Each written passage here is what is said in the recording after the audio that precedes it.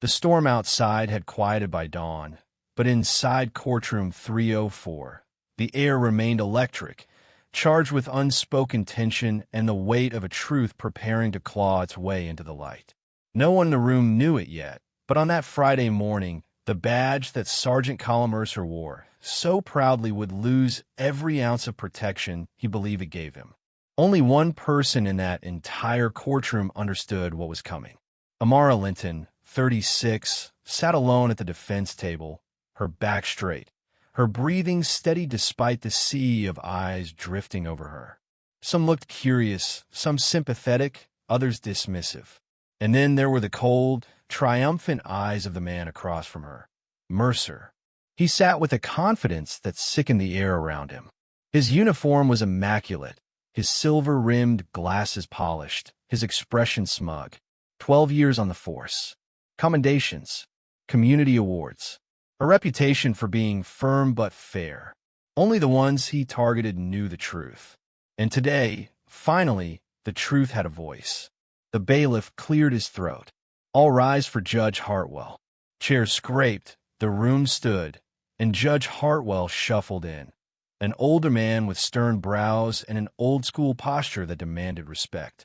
When he looked down at the case file, his brow twitched. Case number 59983. State versus Linton. Charges: obstruction, disorderly conduct, resisting arrest. The room shifted. The words echoed like accusations from a tunnel. Judge Hartwell lifted his gaze. Ms. Linton, I see you appear without counsel. Do you wish for the court to appoint an attorney? No, Your Honor, Amara said softly but firmly. I'll be defending myself. A ripple of whispers broke out. Sergeant Mercer smirked. There it is, his smile said. Easy victory. A black woman without a lawyer versus a decorated police sergeant backed by the department's legal machinery. An unfair fight wrapped in the illusion of justice. Let the record show she has refused representation, the judge said. Prosecution, proceed. The assistant prosecutor, a young man too polished for his own good, stood, smooth as a TV anchor. Your Honor, on the evening of September 14th at 11:02 p.m., Sergeant Mercer initiated a routine traffic stop. The defendant became verbally aggressive, refused lawful orders, and physically resisted detainment. The screen lit up with Mercer's body cam footage. The room leaned in. Mercer approached Amara's car, flashlight glaring into the windows. License and registration, he said in a monotone, perfunctory. May I ask the reason for the stop, officer? Amara's voice was calm, measured. Documents first, questions later. With respect, the law requires. Out of the car. Now. The voice was sudden, sharp, unprovoked. The courtroom stiffened. The footage showed Amara opening her door slowly. She wasn't yelling. She wasn't threatening. She wasn't resisting.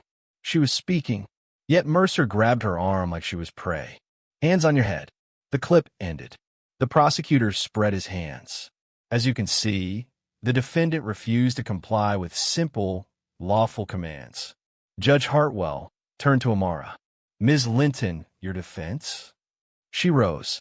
Every movement was deliberate, like she was conserving energy for the moment she knew would change the air in the room. Your Honor, I request permission to submit additional evidence. Granted. Amara nodded once, walked toward the projector, and connected her own drive.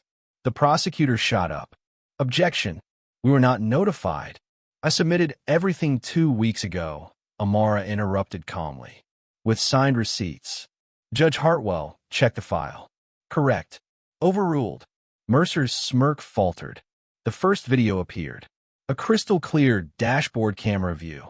Audio crisp enough to catch every breath. In it, Mercer's voice wasn't stern or professional. It was mocking. Again, Ms. Linton, he said, leaning into her window, you're driving through here late at night. That's suspicious. Amara's recorded voice remained steady. This is the third time in 6 weeks you've pulled me over in this same area. You don't decide where I patrol, he snapped, or who I stop. The court watched, stunned, as Mercer yanked her out of the car while she was still unbuckling her seatbelt. Then came a sound, soft at first, barely audible, but unmistakably venomous. "You people never learn." A woman in the gallery gasped. A man muttered, "Jesus." Judge Hartwell's tailbone lifted off his seat as if he'd been shocked. Amara let the silence stretch, a conductor controlling the room. "Your Honor," she continued, distributing documents neatly compiled in a blue folder. "These are approach statistics for Sergeant Mercer. Over the last 3 years, 91% of his discretionary stops have been directed at black drivers.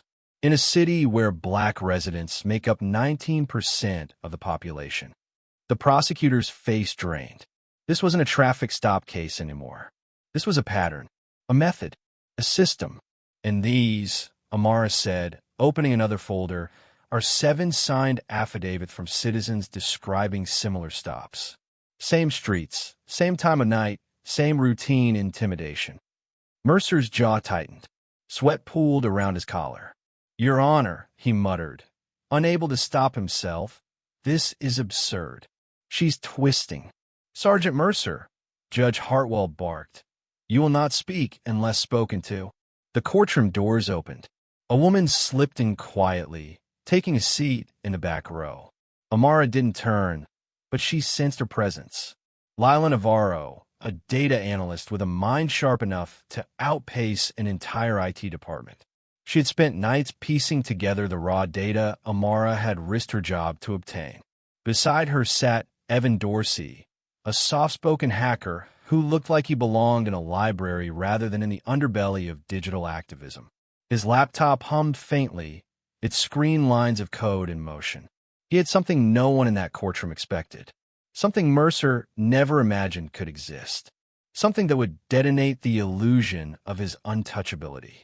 Judge Hartwell exhaled heavily. "Ms. Linton, do you have more evidence?" "Yes, Your Honor," she said softly. "But I believe this next part should be introduced carefully." He nodded gravely. "Proceed." Amara took a breath. This was the moment the entire city would later refer to as the Linton pivot.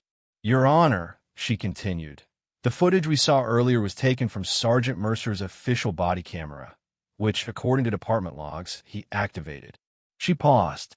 "However, the internal logs obtained via FOIA suggest that 3 additional recordings were made that night, all deleted." The courtroom stirred violently. Even a stenographer looked up. Mercer froze. Amara turned toward the back row.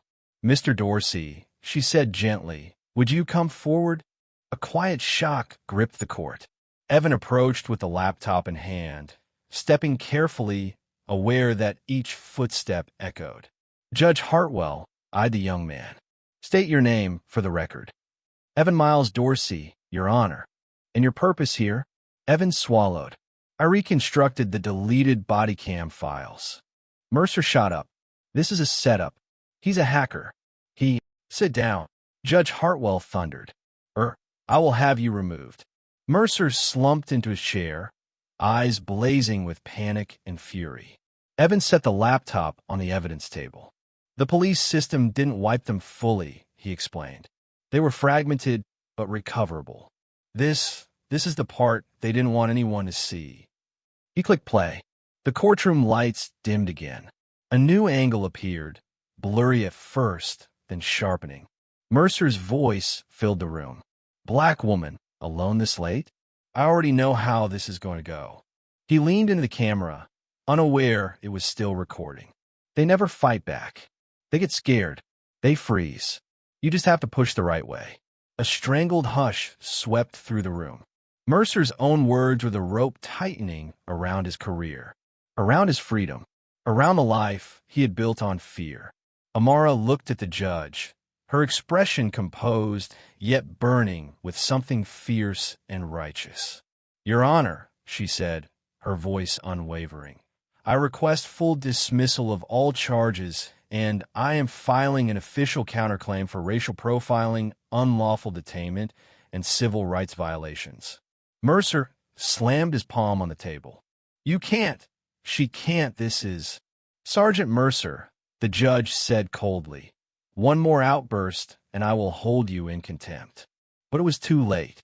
Everyone in the room already knew this was not a simple case anymore.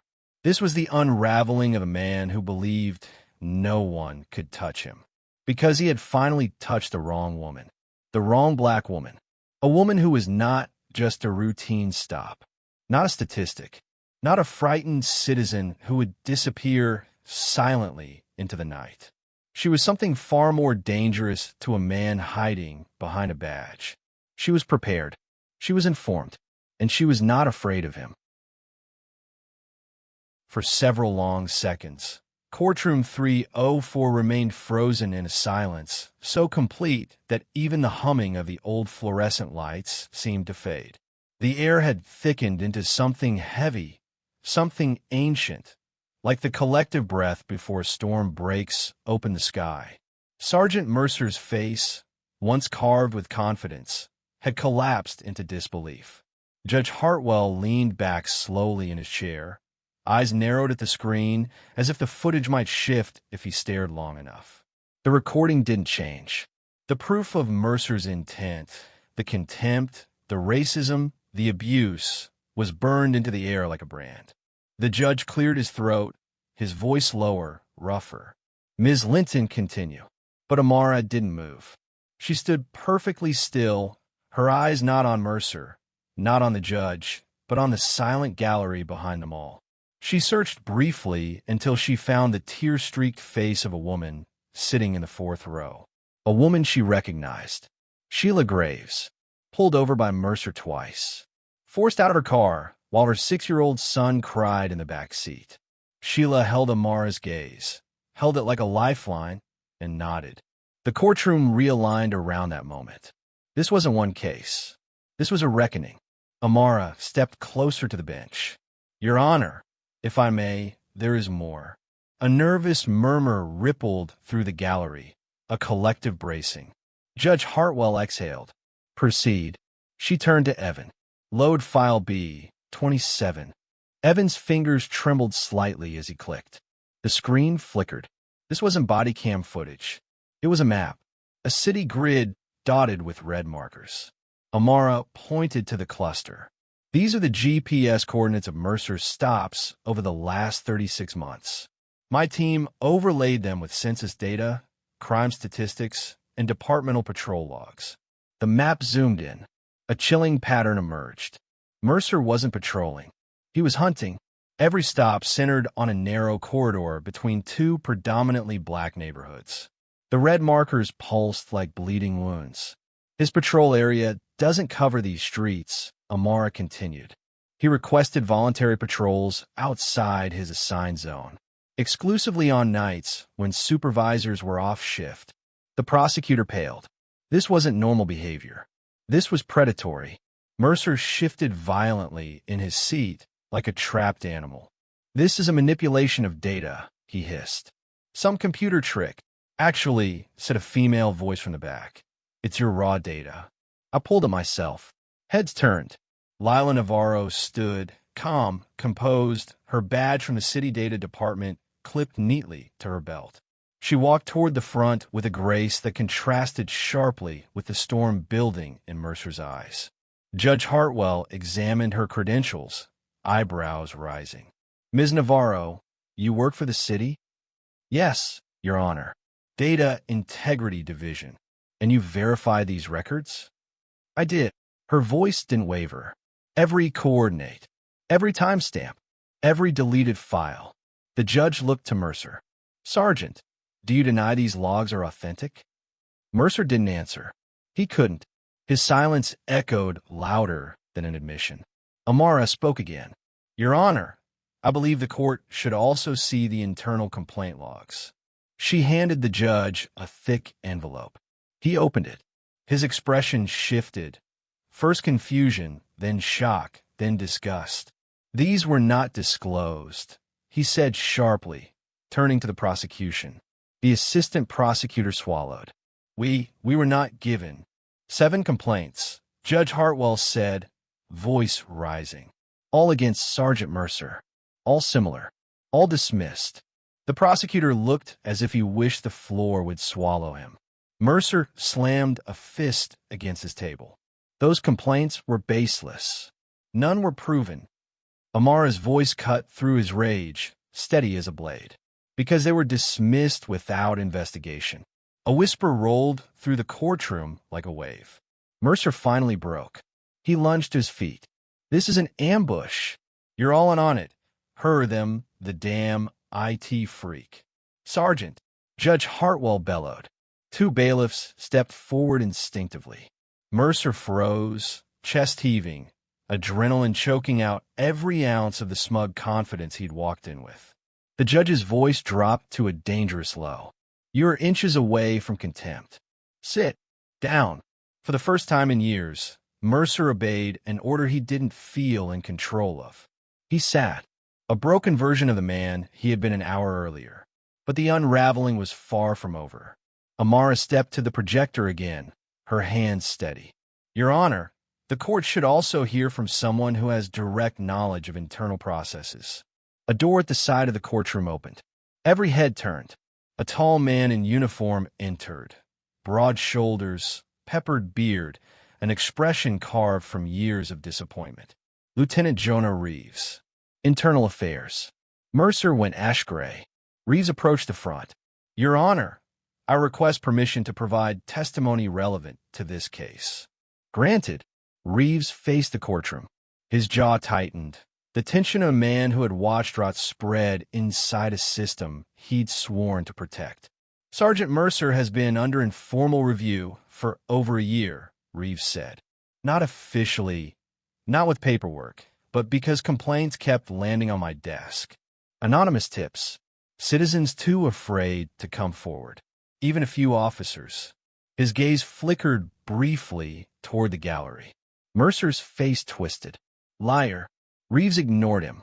"But every time I tried to open a case, it was blocked." "By whom?" the judge demanded. Reeves hesitated. The courtroom froze.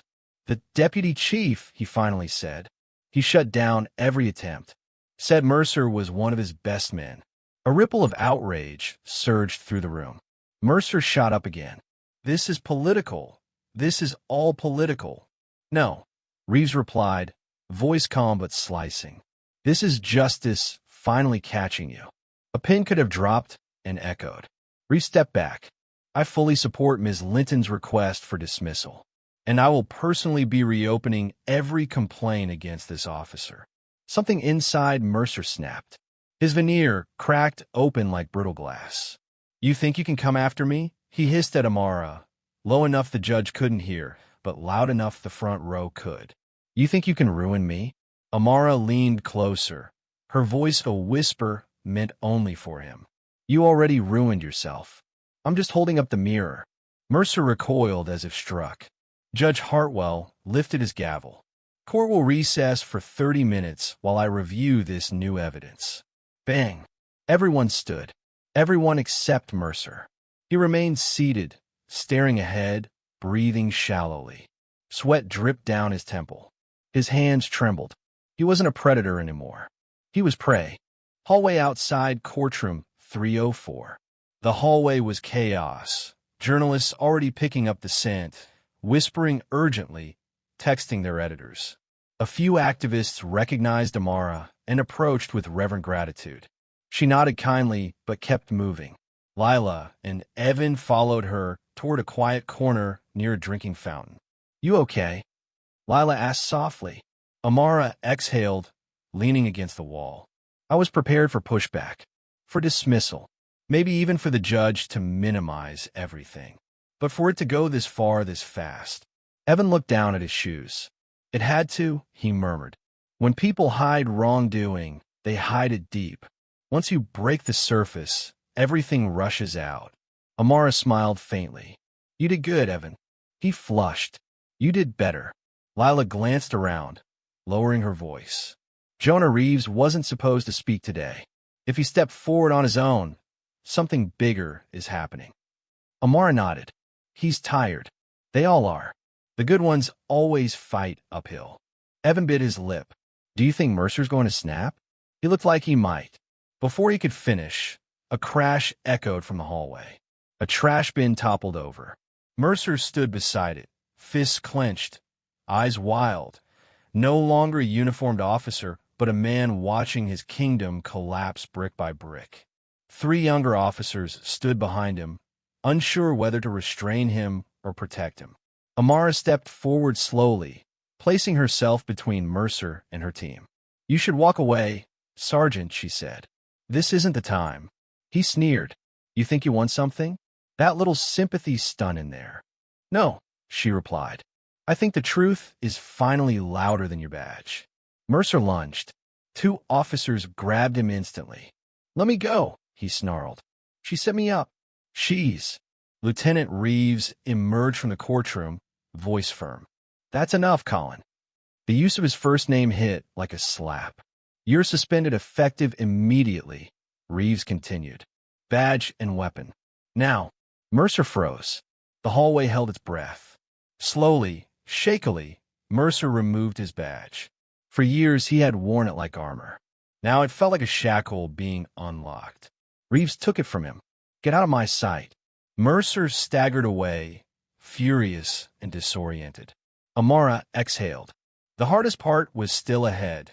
The judge's ruling, the official dismissal, the counterclaim, the storm that would sweep through the department once the public saw the footage.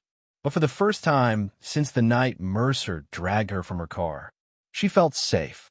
Back in the courtroom, 30 minutes later, when they returned to courtroom 304, the energy was different.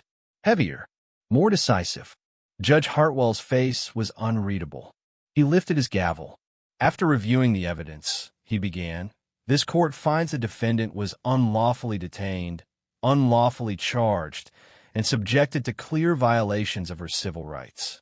A single tear slid down Sheila Graves' cheek. "Therefore, all charges against Ms. Linton are dismissed. Effective immediately." Amara closed her eyes. The gallery erupted. The judge raised a hand. "Furthermore, given the gravity of the evidence presented, this court is issuing an order recommending immediate investigation by Internal Affairs and the State Justice Department." The prosecutor bowed his head. Judge Hartwell turned to Amara. "Ms. Linton, you have done this court and this city a profound service." She nodded, overwhelmed. But one thing remained. "Your Honor," she said quietly, "with your permission, I would like to file an official civil action against Sergeant Mercer for damages, discrimination, and emotional distress." The judge didn't hesitate. Permission granted. Mercer wasn't in the room anymore. But the ghost of his power, the one he used to terrorize those who couldn't fight back, was cracking apart piece by piece. Amara walked out of the courtroom with Lila and Evan beside her. She thought it was over. She was wrong, because Mercer wasn't the only one hiding behind a badge. And the evidence Evan had recovered wasn't just about Mercer. There were more files, more names, more rot. Mercer was just the doorway. The monster lived deeper inside the system, and the 3 of them were about to open every locked door. 3 days after the explosive hearing in courtroom 304, the city was no longer the same. The footage had leaked. Someone, no one knew who, sent an anonymous drive to every major newsroom in the region.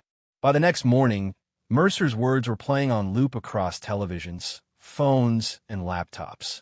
They never fight back. They get scared. They freeze. You just have to push the right way. The city convulsed. Protests erupted outside the police department. News vans lined the streets. Mothers who had been silent for years finally stepped forward, sharing stories of late-night stops, intimidation, and fear. But beneath all that noise, in a quiet office on the 5th floor of the Community Justice Center, Amara Linton sat at her desk, a stack of fresh documents in front of her. Evan entered cautiously. "You saw the morning news?" She nodded. "I did. You okay?" "No," she admitted. "But I'm ready." Lila burst into the room next, shutting the door with her foot. "They opened an internal investigation," she said breathlessly. "Not into Mercer, into everyone connected to the deleted files." Evan paled. "Everyone, Lila handed Amara a list. 20 names. Detectives. Sergeants. A lieutenant. Amara scanned the sheet, her heart squeezing. This is bigger than we thought. Lila nodded. And I haven't even shown you the second set yet. She opened her laptop. A new spreadsheet glowed on the screen. This, she whispered, is the metadata from the files Evan retrieved. There's a pattern. Mercer was copying someone else's behavior. Amara leaned forward. Copying whose? Lila hesitated. The deputy chief. Evan blinked. You're sure? The timestamps match his patrol logs from 4 years ago. The speech patterns too, phrases, coded language, the same techniques. Mercer didn't invent this. He learned it. The room went silent. In that moment, it became clear. Pulling down Mercer wasn't the end. It was the opening shot. The rot went deeper. And the man who had protected Mercer for years, the one who shut down the complaints, who shielded him, who trained him, was still sitting behind a desk on the top floor of the police department. Deputy Chief Harold Kane, a man even more feared than Mercer. Amara straightened. We need to take this higher. Evan glanced nervously toward the windows. Higher means danger. Lila closed her laptop. Then we don't go alone. The Deputy Chief's office, 4:23 p.m. Deputy Chief Harold Kane sat hunched over his desk, watching the news unfold with a tightening jaw. His silver hair was combed neatly, but the veins in his forehead pulsed. His phone buzzed. Call from Sergeant Mercer. He ignored it. Mercer was a dead thread, cut, exposed, useless. Kane had already begun damage control, quietly nudging the Union to discredit Amara, planning to label the footage doctored, preparing statements about rogue officers and isolated incidents. But he wasn't prepared for the knock on his door. Enter. Lieutenant Jonah Reeves stepped in. We need to talk, he said. Kane smiled thinly. If this is about Mercer, it's not. Reeves closed the door and locked it. Kane's expression shifted. Jonah. Reeves placed a folder on the desk. These are the files from Internal Affairs. The ones you hid. Kane's jaw twitched. Watch your tone. No, Reeves said firmly. You watch yours. The judge opened the door for a full investigation. And you're implicated. Kane rose slowly, his frame striking and dangerous even for his age. You think you can threaten me? I built this department. I made you. Yes, Reeves said. And that's exactly why you need to step down. Today, Kane stepped around his desk until he stood inches from Reeves. You're making a mistake. Reeves didn't flinch. No, I'm fixing one. The police department entrance, 5:02 p.m. Reporters crowded the stairway. Officers stood stiff as Amara, Lila, and Evan approached the entrance with Lieutenant Reeves. This is surreal, Evan whispered. Surreal or not, Amara said. The truth doesn't wait for perfect timing. Reeves pushed open the glass doors. Inside, officers shifted uneasily. Some gave Amara a nod of respect. Others turned away, ashamed. The four rode the elevator in silence. As the doors opened to the 6th floor, they found themselves facing the deputy chief's office, sealed off by yellow tape, with 2 IA officers standing guard. Reeves exhaled. He refused to step down. IA escorted him out. Amara blinked. That quickly.